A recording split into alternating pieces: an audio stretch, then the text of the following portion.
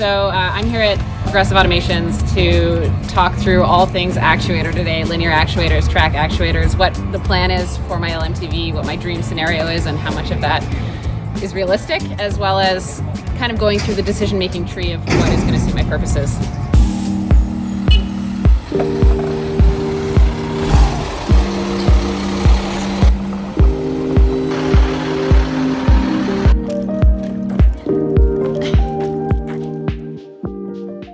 So these are like track actuators, right? This is something I didn't actually know existed initially or like understand the difference, but what are the advantages to this specifically? Yeah, for sure, I can show you real quick. So what we have here are those four track actuators, but a standard actuator similar to these, I can bring it here, would normally have a shaft that comes in and out of a housing.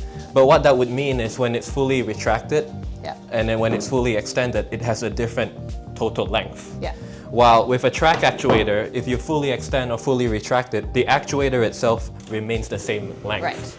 But you still have a track piece that you can mount to a platform, say a bed lift, to do the range of motion without changing the actual physical length of the product. Yeah, so the issue that I had when I was planning this is like you sort of saw in my LMTV, I want the bed to come down from the ceiling, but I need a minimum travel distance of about 40 inches because like at the lowest, I want to be able to sit up in bed. That's why this for me is like the right solution. That's correct. This is a newer style of actuator. It's just rather a different variation of an actuator. In an outdoor setting, when there's rain and snow, your electronic components on the inside is protected. While with an open architecture like a track actuator, you see there's open gaps here. In an outdoor application with rain and snow, that can be an issue. Indoors for lifting a bed, that's less of an issue. So it's about picking the right tool for the right job. Trade-off is it has a closed length regardless of how far you extend it. So this would not be suitable for outdoor applications? Not for track actuators such as these, no. Okay, cool. Awesome. So we talked a little bit about, but I want to see again. So you can, right now, you can sync up to 4. Yes, that's correct. At this time, we can synchronize a maximum of 4 actuators together, so they travel the same speed and at the same direction. Specifically, this model is the Hall effect version connected to an FLT-Con 4 actuator.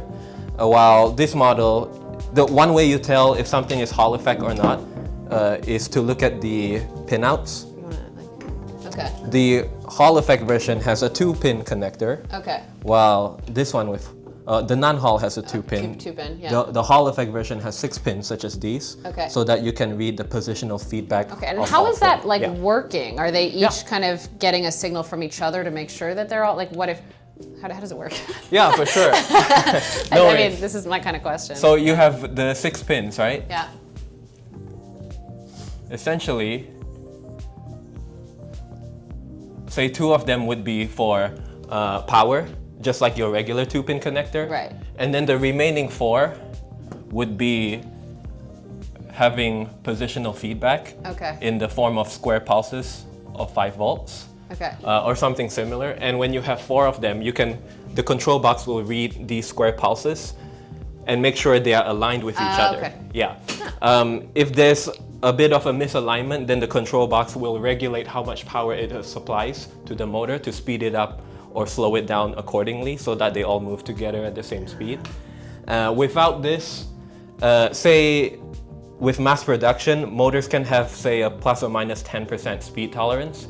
If you have 40 inches of travel, over time that can be plus or minus 4 inches of a gap. Yeah, that's a lot. Yeah, which can cause your bed to bend or flex. With Hall effects, you can get fractions of an inch of tolerance, say plus or minus 3 millimeters. So that way you have less of an issue with that. And then with this controller, it doesn't just do Hall effect, right? You can program certain positions as well? It uses Hall effect as a form of feedback to access multiple different functions. One of them was synchronization, as we see.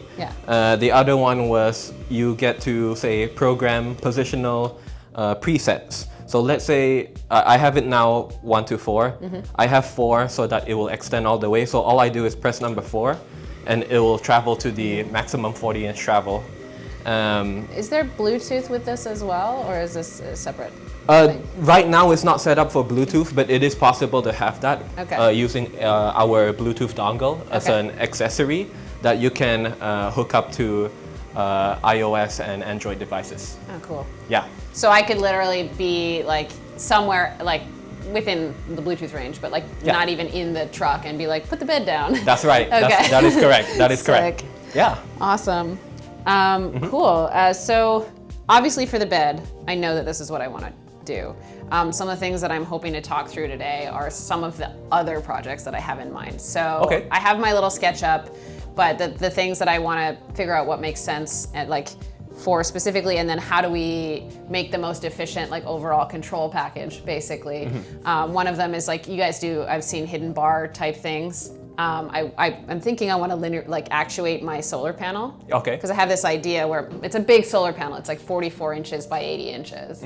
And I'm going to put it on sliders temporarily, but ultimately what I want is to be able to like hit a button and the solar panel slides out and becomes an awning so I can use it for shade and or then I can use the roof space as well. Oh, okay. Okay. So that's one of the things, and I'll show you in the drawing as well. And the last thing is the way that I'm designing my shower. I saw someone do, basically their closet is like an IKEA PAX unit. It's not that, but it's what it looks like. And it's on a slider, so it lives in the shower.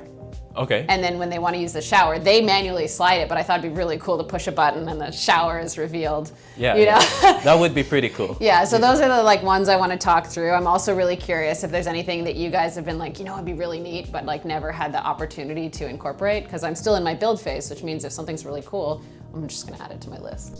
So again, I have not done CAD in years, but so this is loosely my concept here. So solar panel on the roof that I want to be able to like slide out. Ultimately, I'll probably stack 2 of them on a bracket so that I can have like maximal area of the sun if I'm not using the roof, or slide them both out of the way if I want to use the roof. For me, the way that I've been planning this is like, what do I have the capacity to do myself, right? I can put something on heavy duty sliders, like, yep, I can do that. But the idea of being able to, would it be possible to do both kinds of actuation? It would be quite complicated because you'll essentially have a rigid frame that you're sliding and the tilt on top of it. But yeah, very possible. Very cool. That would be super cool. And then inside, so this is the bed basically here was my thought, and I'm going to do some kind of built-in, like I'll flesh out the wall a little bit there, some shelves there, and then these in here, forgive me. So all of my power management will live inside of one of these kind of couch units, which will have a pull-out. My thought is either pull-outs to make them like connect as a bed, but the reason I was asking about the telescopic, oh God, let's see, was I was also thinking about having like a table that comes out from the floor, and then maybe it has like folds out to complete the bed as well. So in which case I would actually need it to travel pretty far. You sort of see here that I've kind of done the idea of these like cabinet boxes, right? That like the hidden bar style, where it's, because you never access the back of your drawers anyway, right? So the idea of being able to push a button and have your appliances or whatever come out, I think that could be super cool too. Yeah. And I'm not sure if that's another application where like a track actuator makes the most sense. Or no, I guess not, because you don't want to see the track in that case. So probably in that case, more of your standard linear actuator. Other thought that I had was, so this closet, the way that I've seen it done, when it's parked, it's like this, basically inside the shower. And then he has it on like unistrut, like rollers, like heavy duty unistrut, and he just slides it out of the way. But that feels like also track actuator. Question is really, would the track actuators alone, like, are they weight bearing enough? Does that make sense? Yeah, so like the weight would need to be like held by something else. In which case, if it is, then I actually don't need that much rating on them because they'd be moving sideways, not up and down. And I guess in that case, one would probably do it. Yeah. Yeah. So I think, like, while there are a lot of benefits to the track actuator, it's there even when it's retracted. Yes. Yeah. So I think, and you have to consider like the water exposure, but with that kind of stroke length versus the size of the cabinet, you'd probably be able to get away with like, so having it like this. Yep. And that way, when it's retracted, it's completely out of sight. Right. I guess in either sense it would be, yeah. I like that idea, because in either position it's basically in the ceiling, and I just have a bracket or whatever that's, okay. And then you will just have to choose based on the speed that you want, on the size, because if you don't have a big concern for speed, then something like this compact would really basically be flush. So what's the maximal travel on a compact one? I feel like we're looking at a 36-inch wide shower. We can do 36 inch. Okay. Yeah. Okay. I think that is the maximum for this guy. For this? Yeah. This is so much smaller. Well, I mean, it does get wild. longer itself, but yes. That's crazy. Sweet. Yeah, I would love, if we're cool with it, when we're done chatting everything through in here, to take one of these down and like just hold it and figure out like how much mounting surface I need. I feel like a 2x4 is gonna be enough, like 4 inches wide is enough to mount this to with safety. Because like here, it's like what, 3 inches maybe, right? Well, yeah. So. The bottom bracket's also yeah, so roughly the same. Okay.